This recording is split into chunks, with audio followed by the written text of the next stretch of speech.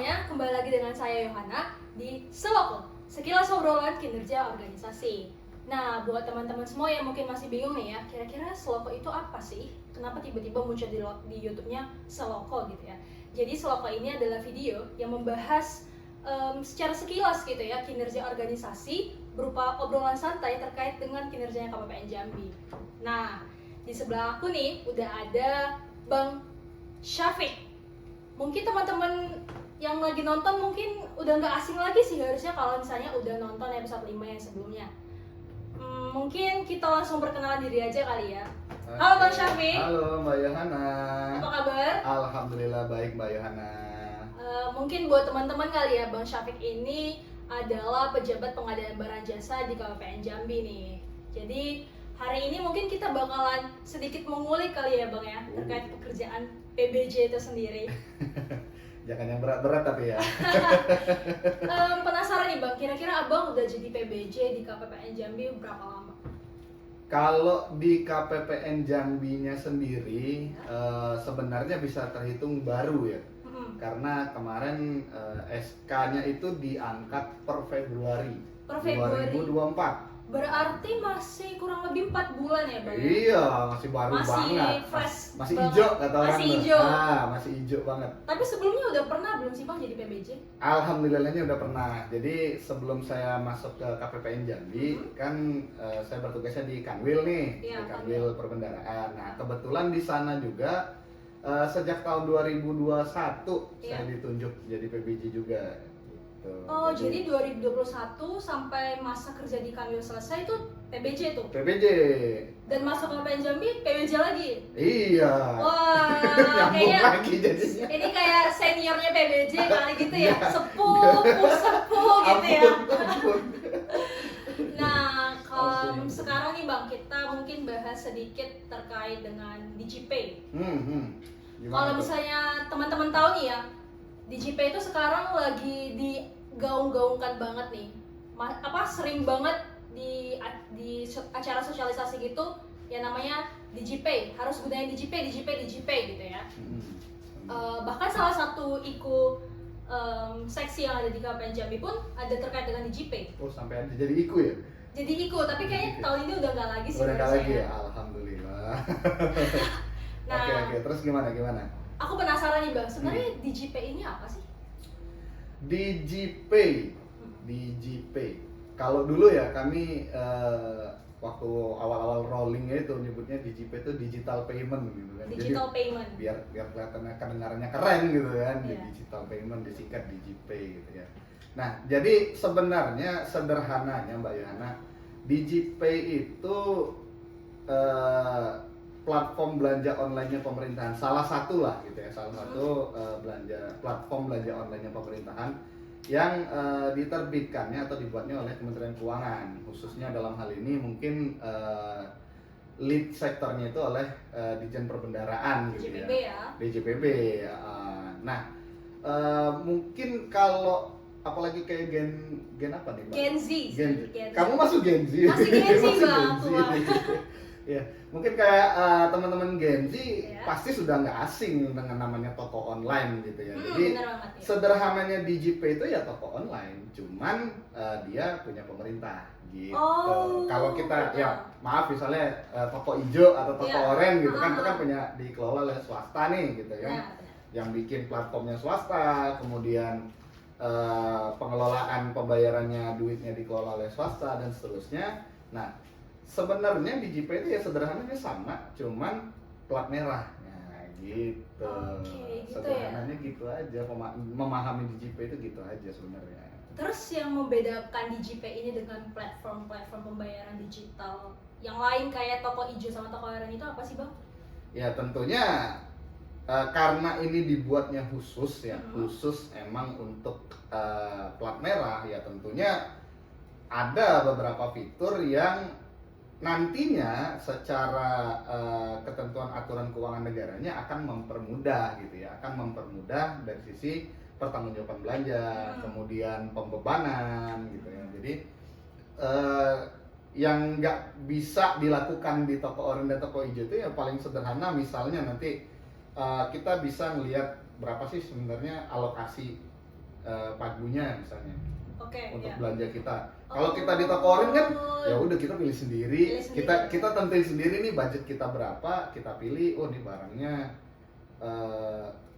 wah ini pahala nih misalnya gitu kan. Budget kita cuma sekian, ternyata harganya sekian, wah cuma dapat satu item nih atau berapa gitu. Nah tapi kalau di DigiPay itu kita benar-benar bisa melihat sampai ke sisa pagunya berapa sih gitu. Jadi karena kan konsepnya belanja negara itu kan prinsipnya adalah harus tersedia anggarannya gitu kan. Iya, anggarannya harus tersedia dulu. Jadi nggak bisa nih kita pokoknya gue mau belanja, mau ada duitnya, mau ada pagunya mau enggak, pokoknya gue belanja nggak bisa gitu. Nah di DigiPay itu kelebihan salah satunya itu ya di situ. Jadi dia langsung membatasi kamu punya duitnya sekian nih gitu loh. Oh berarti gue nggak bisa belanja lebih dari pagu ini gitu. Berarti istilahnya kita tuh nggak bakal bablas gitu ya? Bener, Misalnya jadi nggak kayak mungkin kita, lah gitu kan. Iya. Dan itu tentu sangat membantu sekali dari sisi PPK, dari sisi bendahara juga. Kenapa tuh Bang? Karena di DigiPay itu bukan hanya sisa pagu, tapi dia juga ada kode outputnya, sub outputnya, bahkan sampai ke akunnya gitu loh. Oke, jadi bisa dibilang PPK pun nggak bingung ya mau Iya. beli barang masuk yang mana nih gitu ya? Betul. Jadi dia langsung pokoknya begitu milih item barangnya ini, terus kita bisa langsung menentukan barang ini mau saya bebankan ke akun yang ini, di output yang ini. Nah, sehingga ketika nanti transaksi selesai, si bendahara pun dan si PPK juga nggak bingung lagi harus nyari, wah nih gue bebanin kemana nih gitu. Langsung ada, udah jadi, oh nih udah ada nih, ini dibebankan ke output sekian, sub outputnya sekian, kode kegiatan sekian, akunnya sekian gitu. Jadi memudahkan sekali sebenarnya. Helpful banget gitu. sih Bang. Iya. Kalau misalnya alurnya nih Bang, alurnya dari belanja pembayaran sampai penerimaan barang itu gimana sih? Oke, biar paham saya coba tanya dulu. Ini pasti Mbak Yo kan sering belanja online nih. Ya, benar.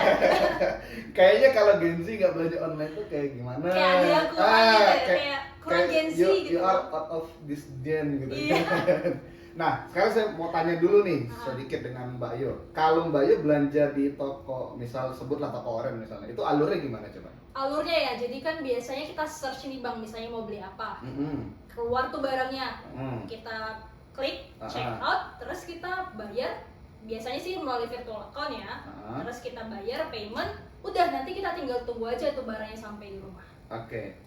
Nah, tahu nggak sih sebenarnya DigiPay overall step by stepnya itu sama? Persis. Nggak persis sama, cuman in general stepnya itu sama. Jadi tadi dimulai dari mana? Search barang. Search barang. Sama. Sama. Jadi di DigiPay kita juga cari dulu dong, tentu kita mau beli apa gitu kan. Jadi pilihannya banyak tuh Bang. Banyak banget. Bahkan mungkin nggak kalah banyak lah dengan platform yang ada di luar sana gitu loh. Nggak kalah banyak gitu ya. Jadi step pertama tetap dimulai dari searching barangnya. Nah, cuman mungkin ini yang mungkin harus jadi agak perhatian karena ini platform dibuat untuk belanja pemerintah gitu ya, belanja negara, belanja pemerintah. Maka tentunya yang boleh belanja kan tidak boleh sembarang orang dong tentunya gitu ya. Kayak saya misalnya sebagai pejabat pengadaan. Nah, tentunya nggak semua orang, misalnya kita di kantor ada 50 orang, nggak mungkin 50 orang itu boleh bebas belanja dong. Nah, untuk membatasi itu dipisahkan berdasarkan kewenangan si user gitu. Jadi kalau proses belanjanya sebenarnya in general sama. Nah, cuman mungkin ada pre-step lah atau proses persiapan sebelum itu, yaitu dari pembuatan akun gitu. Nah, jadi sebenarnya sama sih kan, kalau kita di toko oren, toko hijau juga idealnya kita harus buat akun dulu gitu kan, supaya apa? Supaya historis belanjanya kita ketahuan gitu, kita bisa men-tracking belanjanya dan seterusnya. Nah, sama sebenarnya. Walaupun mungkin saya nggak tahu di toko oren gitu bisa nggak belanja sebagai tamu, sebagai guest gitu. Kayaknya akan diarahkan bikin akun sih kan. Nah, iya sama gitu lah. Jadi tujuannya adalah kalau di belanja pemerintah itu jelas kenapa, karena itu tadi Mbak, nggak semua orang di kantor itu boleh melakukan belanja. Membatasi sesuai kewenangannya. Iya. Contohnya aja misalnya orang-orang yang di front office atau di bagian pelayanan ya tentu dia nggak punya wewenang untuk itu gitu kan. Jadi mungkin tahap persiapan lah kalau kita bisa bilang gitu ya. Tahap persiapannya adalah kita buat akun dulu nih. Nah, akunnya itu dasarnya adalah SK oleh oke. pejabat yang berwenang seperti itu. Nah, jadi nanti tahap pertama kita buat akun. Setelah kita buat akun dan kita punya wewenang gitu ya untuk belanja, nah baru tadi ikutin stepnya bawah ya. Nah, jadi cari barang dulu, kan? Contoh misalnya kita mau beli apa ya? Kertas gitu ya. Anggaplah kita mau cari kertas. Ya udah kita cari kertas sesuai spek yang kita mau. Misalnya HVS 80 gram misalnya. Ya udah kita cari dengan keywordnya kertas HVS 80 gram. Nah, nanti akan muncul tuh toko-toko mana aja yang menyediakan barang HVS 80 gram kayak gitu. Nah, terus tadi apa? Setelah cari barang? Setelah cari barang, udah kepilih nih barangnya bang, kita itu langsung check out dan bayar payment lah istilahnya. Oke, mungkin kalau di sini sebenarnya sama saya yakin dengan yang Mbak Yohana lakukan, cuma mungkin tadi nggak disebut. Pasti Mbak nyari yang paling murah kan? Bener banget dong, kalau bisa ada diskon tuh masuk diskon. Sama, jadi di GPay juga sebenarnya sebagai kayak pejabat pejabat pengadaan itu ya kita tentu mencari yang kualitas terbaik dengan harga yang paling murah gitu. Karena kita harus belanja dengan efektif dan efisien tentunya kan, nggak boleh kita melakukan pemborosan gitu. Jadi setelah kita cari barang ya kita pilih ya tentunya dengan spesifikasi yang sesuai, harga terbaik dan seterusnya. Kemudian kita pilih. Nah, bedanya, nah ini termasuk keunggulan juga nih di DigiPay. Bedanya kalau di DigiPay kita masih bisa nego harga. Jadi ada apa namanya media chat gitu bang? Apa gimana? Oh bukan via chat. Jadi memang disediakan fitur khusus. Jadi setelah kita milih barang nih, kita masukkan keranjang kan biasa ya, sama ya. Kita masukkan keranjang. Nah, biasanya kalau di platform umum, platform belanja online umum, ya udah kita check out. Paling kita via chat kita nanya misalnya barangnya ready atau enggak atau seperti itu. Jadi hanya bertanya tentang spek teknis. Iya betul. Ya kan? Setahu saya, sepanjang pengalaman saya kayaknya nggak nemu deh yang menyediakan bisa nego harga. Ya, gitu lah. Nah, kalau di DigiPay malah harus, itu bagian dari step yang harus dilalui. Jadi kita sebagai pejabat pengadaan dengan si vendor itu nanti wajib ada proses negosiasi harga dulu. Oke. Tujuannya apa? Tujuannya supaya kita itu tadi bisa mendapatkan barang dengan kualitas terbaik dengan harga yang paling murah lah gitu, bisa kita katakan murah gitu. Jadi malah harus ada nego. Kalau nggak nego itu proses nggak bisa lanjut gitu. Menarik banget ya. Apa kita bisa nego harga gitu? Iya, barangkali kan oh ini kayaknya kemahalan, kayaknya saya pernah lihat misalnya di toko offline nih, misalnya kita pas survei barang atau apa gitu kan, oh saya lihat ada nih bisa harga segini, barangkali bisa kita nego gitu, dengan tentunya dengan kualitas barang yang sama ya, maksudnya seperti itu. Nah, terus step berikutnya apa? Setelah kita nego, baru kita check out. Nah, ketika check out, nanti akan ada satu step tambahan lagi yang tidak dimiliki oleh platform belanja online lainnya itu, yaitu adalah proses persetujuan oleh PPK. Nah, kalau Mbak Yohana kan belanja siapa yang mensupervisi kan nggak ada kan? Iya. Begitu check out, bayar ya udah.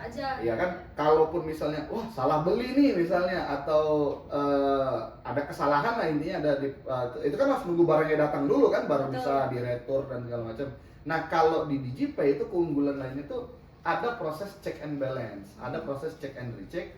Jadi nggak cuma pejabat pengadaan boleh belanja seenaknya, dia juga harus diverifikasi lagi oleh PPK-nya seperti itu. Dan disitulah si PPK kemudian juga dia ngecek barangnya sesuai apa enggak, speknya, kemudian jumlahnya, dan langsung ke pembebanannya.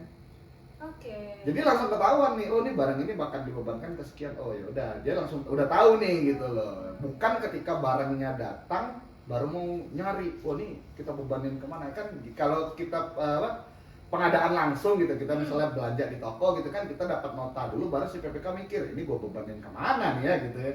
Belum tentu lagi pagunya ada kadang-kadang gitu kan, harus geser dulu POK. Nah kalau di DigiPay itu nggak perlu.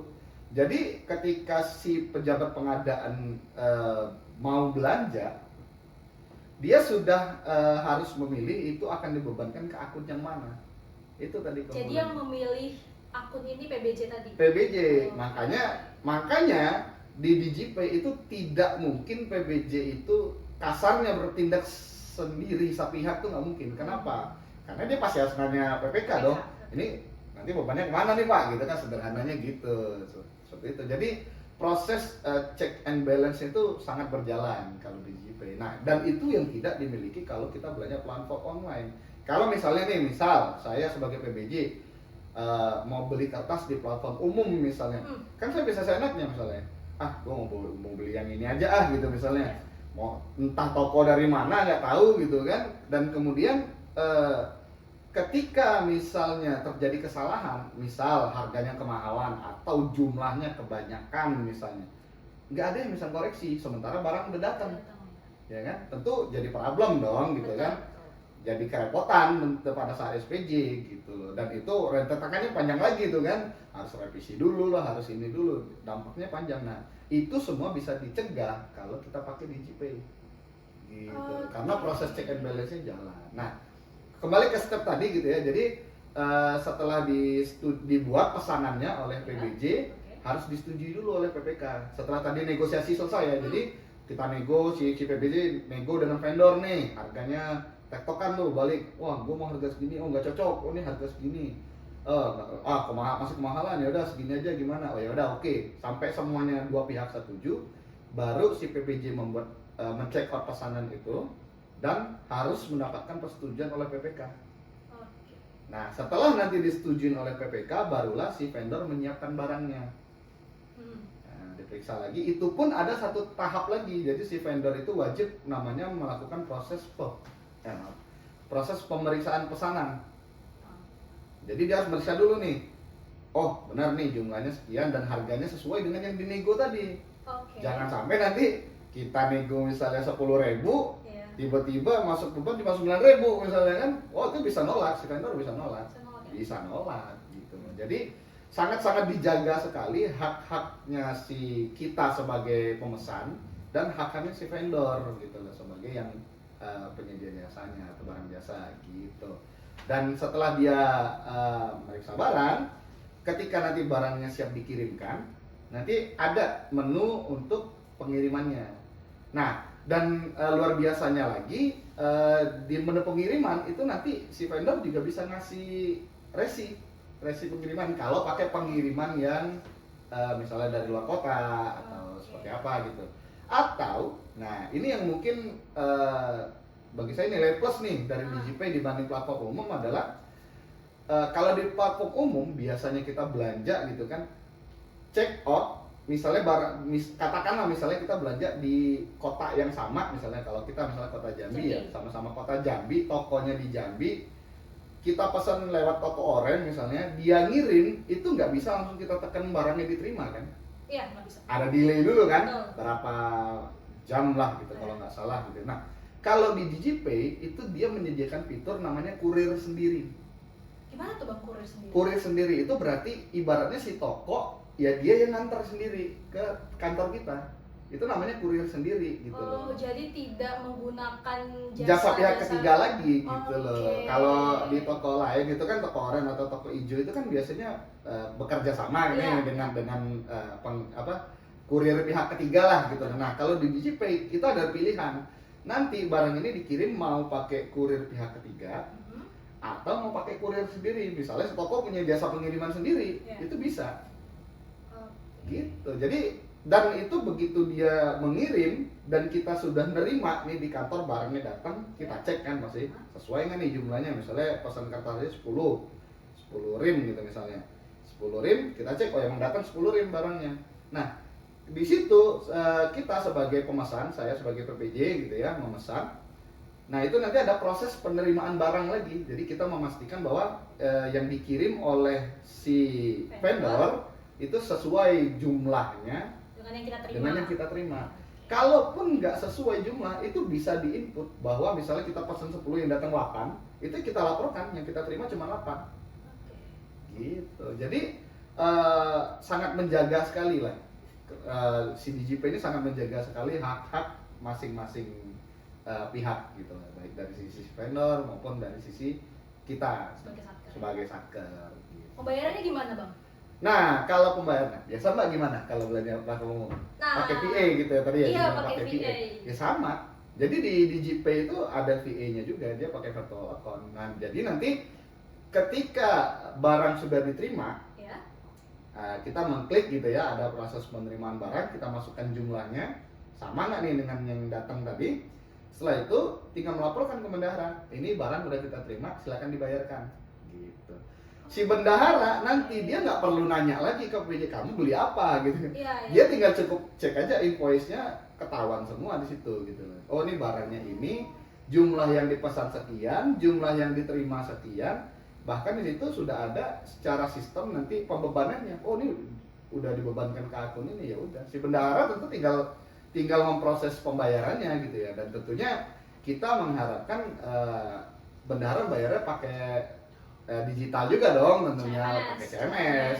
Jangan lagi wah gua harus setor tunai dulu nih atau harus ke CS ke teller dulu misalnya. Jangan gitu kan. Ya, kita mengharapkan tentunya pembayarannya juga via digital. Karena DigiPay ini salah satu filosofinya adalah untuk mempercepat atau mendorong penggunaan pembayaran digital di Satker. Gitu. Jadi mengurangi peredaran uang kertas. Menarik juga ya, ini bisa dibilang mempermudah bendahara juga ya. Banget. Gak Jadi perlu minta-minta invoice dari jadi PBJ. mempermudah PPK, mempermudah bendahara, dan mempermudah PBJ juga sebenarnya. Oke. Tuh. Jadi makanya rugi sebenarnya kalau nggak pakai gitu. Iya ya. Kita harus ke toko-toko lagi, Ke ngambil toko barang lagi, lagi, kena iya. panas, kena hujan gitu ya. Benar. Tapi kalau dilihat dari cerita Bang Syafiq tadi nih ya, bisa dibilang DigiPay ini aman berarti ya, Bang? Aman banget. Makanya tadi saya bilang, saya misalnya sebagai pejabat pengadaan itu nggak bisa belanja seenaknya. Kenapa? Mau saya belanja seenaknya pun ada nanti di atasnya lagi yang memverifikasi. Oh, ini nggak bisa nih gitu loh. Ini nggak ada akunnya misalnya. Atau ini akunnya salah nih. Atau jumlahnya kebanyakan nih misalnya. Ya. Ada proses check and balance-nya itu jalan. Seperti itu. Itu dari sisi alur. Dari sisi keamanannya sendiri pun tadi dari sisi user aja udah dibatasin. Nggak semua orang gitu kan bisa.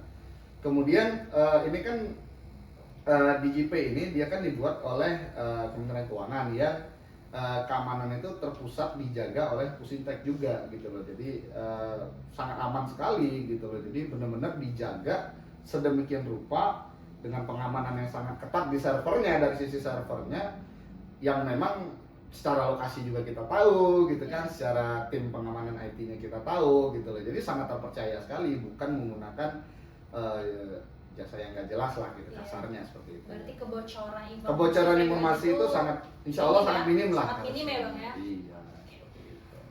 Kalau misalnya kita dengar cerita dari Bang Syafiq tadi nih ya teman-teman ya, kayaknya terlalu banyak banget lah istilahnya nilai plusnya ya. Tapi kira-kira ada biaya atau tarif tertentu nggak sih Bang di DigiPay ini? Kalau misalnya kita toko oren nih ya Bang, kan tuh ada namanya biaya layanan tuh setiap check out. Nah kalau DigiPay sendiri gimana? Nah disinilah kelebihan lainnya dari DigiPay, itu biayanya Rp0 alias gratis. Gitu. Jadi namanya biaya layanan, biaya pemesanan, biaya apalah lagi gitu ya, itu nggak ada. Enak kan makanya.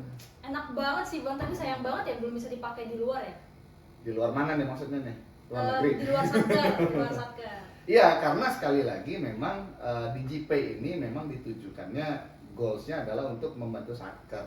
Jadi memang untuk belanja di lingkup pemerintahan gitu. Jadi kalau untuk masyarakat umum ya silakan pakai yang umum aja lah gitu lah. Iya, gitu sih. Last question nih Bang sebelum kita mengakhiri. Last question aja. Iya udah lama ternyata ya, gak kerasa banget obrolannya. Namanya juga obrolan santai. Iya. Last question nih Bang. Kira-kira DigiPay saat ini terintegrasi nggak sih dengan aplikasi atau platform lain? Oh ya, ini menarik nih. Kalau cerita integrasi, nah tentunya kalau kita sebagai Satker kan sudah pasti wajib nih pakai aplikasi yang namanya Sakti. Sakti, oke. Ya kan? Si Sakti itu ya? Iya, Sakti yang sakti banget. Kalau sekarang udah sakti banget sih, udah sakti banget. Nah, si DigiPay ini dia sudah terkoneksi langsung dengan database-nya Sakti dari sisi pembayaran. Makanya tadi saya bilang Di DigiPay itu kita secara live, secara langsung dan terupdate itu bisa melihat berapa sih sisa pagu kita di akun tersebut, di output itu. Nah, berarti itu datanya ditarik dari Sakti. Benar. Gitu ya? Oke. Jadi nggak perlu lagi, tadi makanya nggak perlu lagi harus ngecek, saya mau belanja ini nih, sisa duitnya ada apa enggak ya gitu loh. Itu nggak perlu lagi. Kenapa? Karena begitu kita mau mesen barang, kita mau buat pemesanan nih, surat pesanannya ibaratnya gitu ya.